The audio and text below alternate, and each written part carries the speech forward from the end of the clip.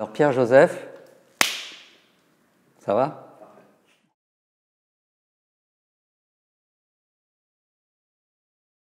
Moi j'arrive à l'école des Beaux-Arts en 1984, il me semble.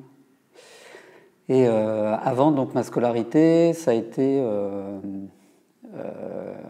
collège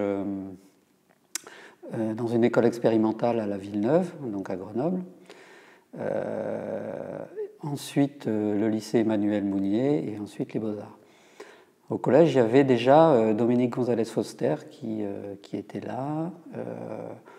Je pense qu'un petit peu l'équipe, donc Philippe Parreno, Bernard Joysten, Dominique Gonzalez-Foster, sont des gens qui ont fait un petit peu le même type de cursus. C'est-à-dire que c'est des gens qui étaient déjà au lycée en même temps que moi.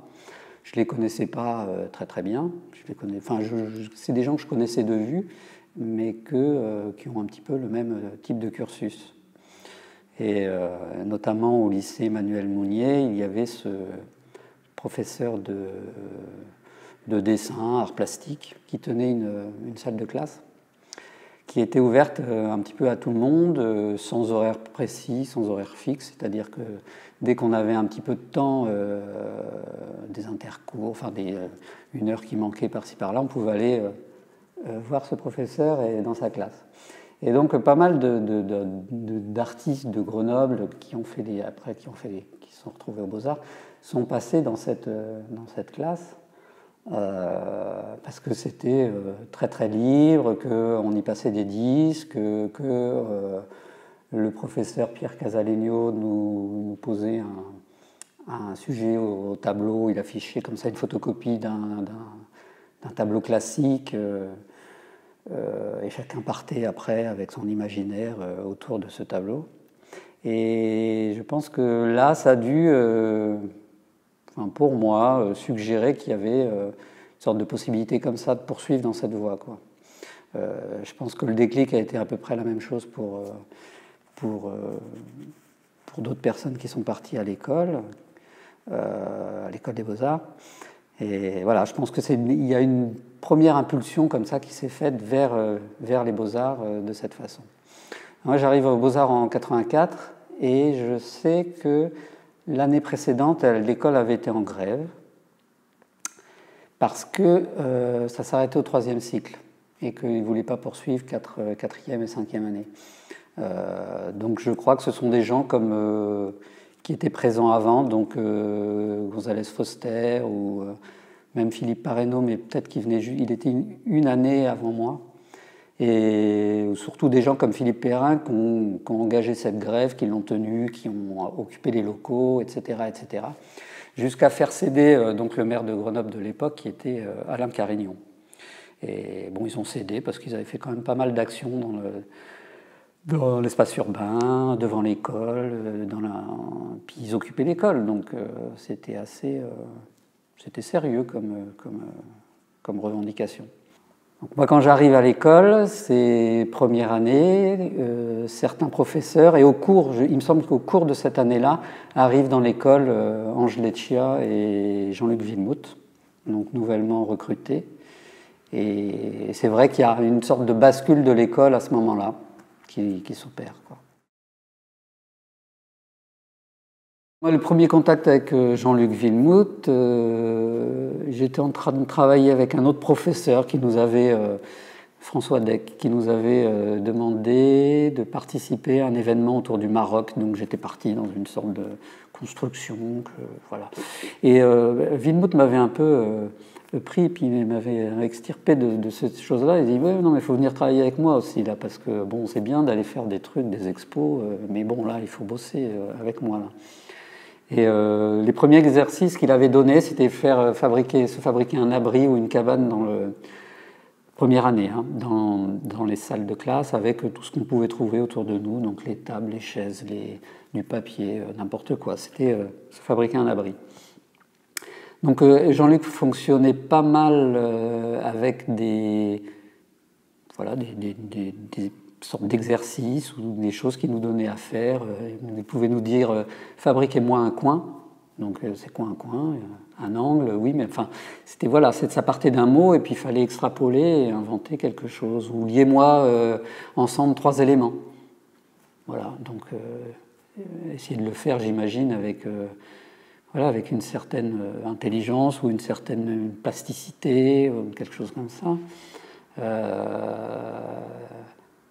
Pour revenir à aussi, c'est quelque chose qui peut revenir après, c'est il donnait des cours, il nous avait demandé de faire des copies, une fois, des copies, de choisir quelque chose de l'histoire de l'art moderne, un objet, une sculpture, surtout sculpture, parce que Jean-Luc était orienté plus sculpture, et donc de le refaire à l'identique, ou en l'interprétant, on pouvait l'interpréter, mais l'idée c'était de se confronter à la refabrication d'un objet tel qu'il avait été conçu. Donc ça pouvait être, on devait soit clouer des bouts de bois ensemble si on voulait faire une sorte de construction cubiste un peu à la Picasso, ou souder des choses si c'était une autre œuvre qui était prise en modèle.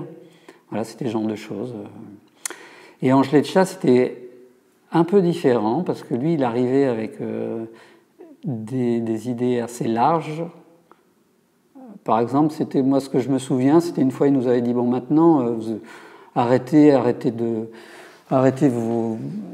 ce que vous faites avec la peinture, avec des pinceaux, avec des choses comme ça. Moi, je vous propose de changer de pinceau. Imaginez-vous changer de pinceau. Vous n'utilisez plus un pinceau, vous utilisez quelque chose d'autre qui va vous servir à produire, pourquoi pas à dessiner, mais plus avec un pinceau. Et il prenait l'exemple, je ne sais pas, prenez de la lumière, ou prenez autre chose, prenez des choses beaucoup plus abstraites. Donc l'idée, c'était de changer de médium, ou de s'inventer un médium, ou de le trouver soi-même. Voilà. Et après, il était beaucoup moins présent, il n'était pas présent dans les salles de classe, où il passait 5 minutes, et puis il repartait à la bibliothèque, ou il repartait dans une autre salle. Enfin, il venait dire un mot, puis il repartait. C'était pas une présence très soutenue comme moi je peux le voir dans les écoles, enfin dans l'école dans laquelle j'enseigne aujourd'hui. C'était pas du tout structuré de la même façon. Bien qu'il y avait des cours magistraux, notamment en histoire de l'art, des choses de philo. Et puis il y avait des professeurs qui dispensaient un travail plus académique, enfin plus technique, de dessin, de choses comme ça. On allait dans la nature et puis on dessinait au bord des cascades, des choses comme ça. Mais je dirais qu'il y avait, c'est comme s'il y avait un choix à faire aussi. En tant qu'étudiant à l'école, c'était un peu choisir son camp, quoi. Est-ce qu'on voulait apprendre à dessiner sur des carnets de croquis, ou on voulait suivre plus Angelecha et Jean-Luc Villemout dans, je dirais, d'autres aventures, quoi. Parce que c'était un peu ça.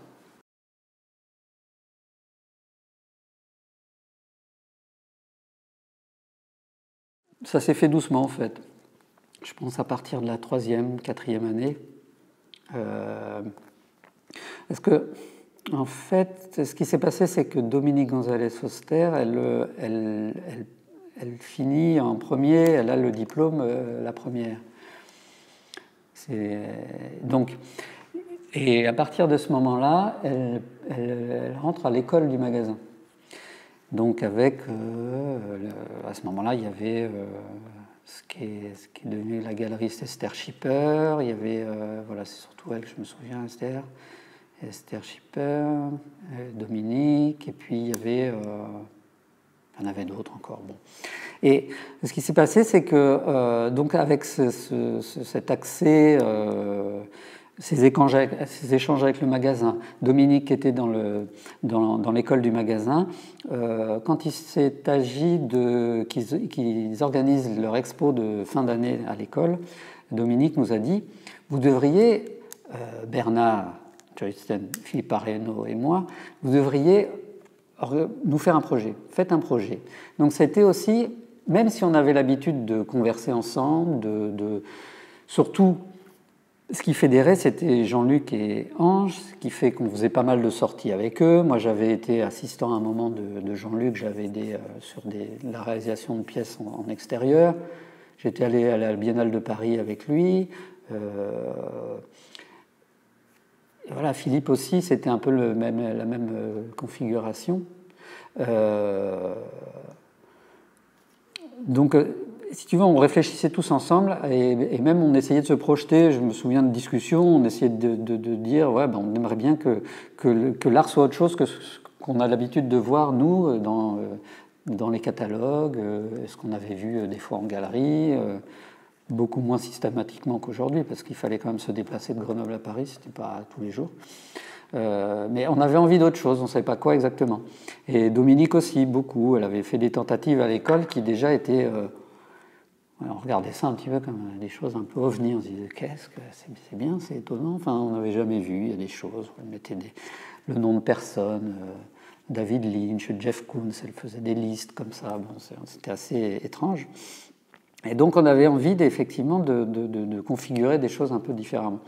Et donc, l'idée, c'est, sous l'impulsion de cette demande de Dominique pour leur exposition de fin d'études au magasin, on a fait un projet à trois, Bernard Jostein, Philippe Parreno et moi, qui s'est appelé Sibéria, et qui était un conteneur isotherme qu'on avait mis à l'extérieur du magasin, dans lequel on avait fait une micro-exposition autour du froid, des technologies, et qu'on avait appelé donc Sibéria. Et donc ça c'est parti un petit peu comme ça. Et après avoir fait un premier projet à trois, on a décidé d'en faire d'autres.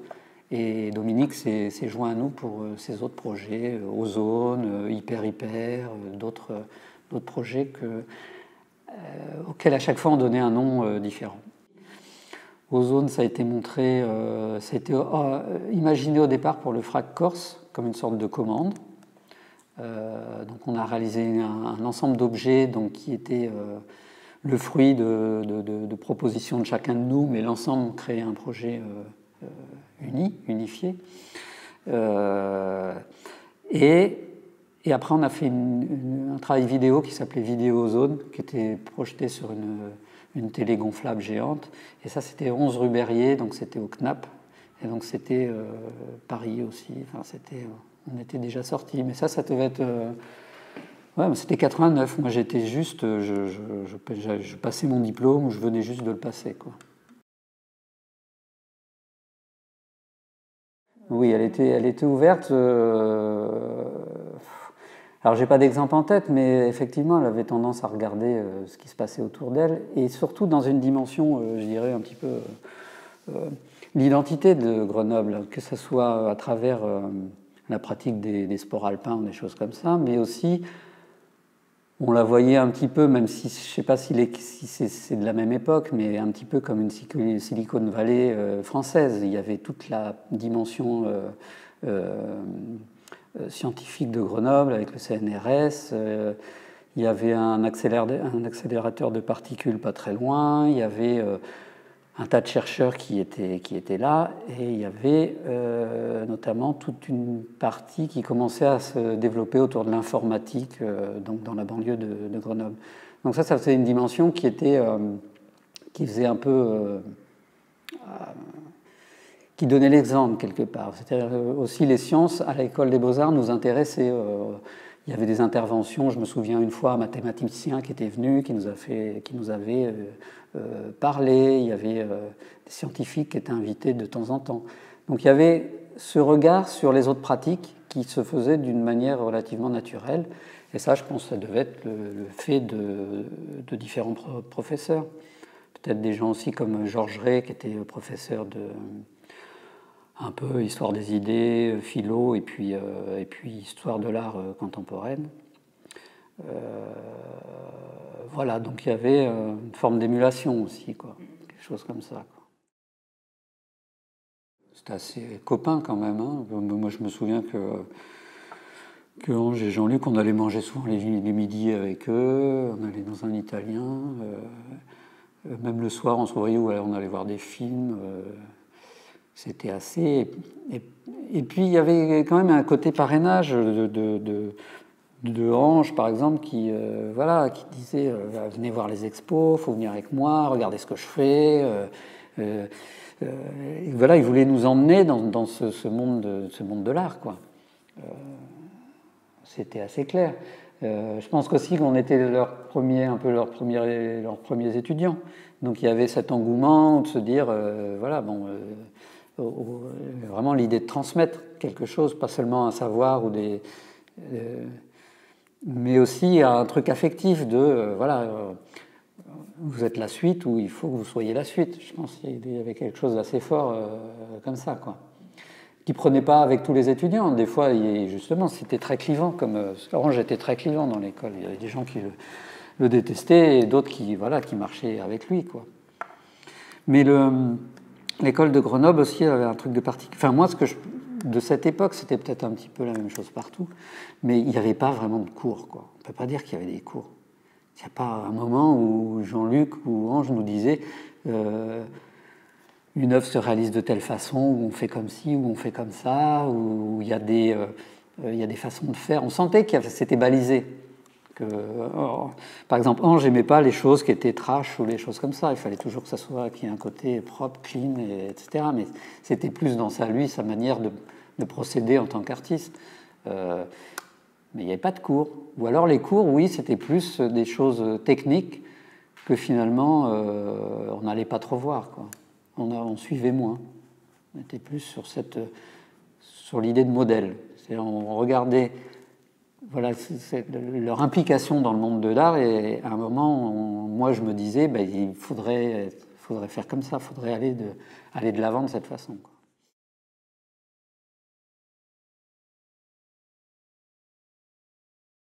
Je pense que c'est différent, c'est très différent, c'est beaucoup plus cadré là pour le coup. Il me semble qu'il y a des cours quand même si moi je suis pas complètement sur ce principe-là, quoi. C'est pareil, je préfère donner des problématiques, des sujets, des choses sur lesquelles on travaille plus ou moins ensemble. Au début, j'aimais bien qu'on travaille tous un peu ensemble, puis je m'aperçois que c'est de plus en plus compliqué. Quand même, les gens sont relativement individualistes, plus. Enfin, on arrive des fois, il y en a qui arrivent à se fédérer en petits groupes, ça me semble un peu plus rare. Et oui, c'est plus cadré, et c'est plus, je dirais peut-être presque un peu plus savant même. Je pense que le coup de devoir faire un mémoire, des choses comme ça, entraîne à faire des recherches. Il y a la dimension Internet donc, qui joue beaucoup pour être référencé et peut-être être plus précis sur certaines choses. Alors, je pense qu'on peut voir beaucoup peut-être des défauts à tout ça dans ce cadrage, mais ce que je me dis à chaque fois, c'est que on a les artistes qui sont liés à ce type d'apprentissage, à ce type d'école qui est conçue comme ça, et que c'est très rare que soi-même on renie par quoi on est passé comme enseignement, quoi. C'est son enseignement, ça fait partie de soi, etc. Donc je pense que les générations qui sont liées à d'autres problématiques dans les écoles et qui fonctionnent différemment seront tout à fait contentes de leur cursus et ça fera partie de l'art, voilà, de l'art qui suit, quoi. Et je pense qu'effectivement, c'est pas tout à fait pareil, quoi. Ça s'est modifié.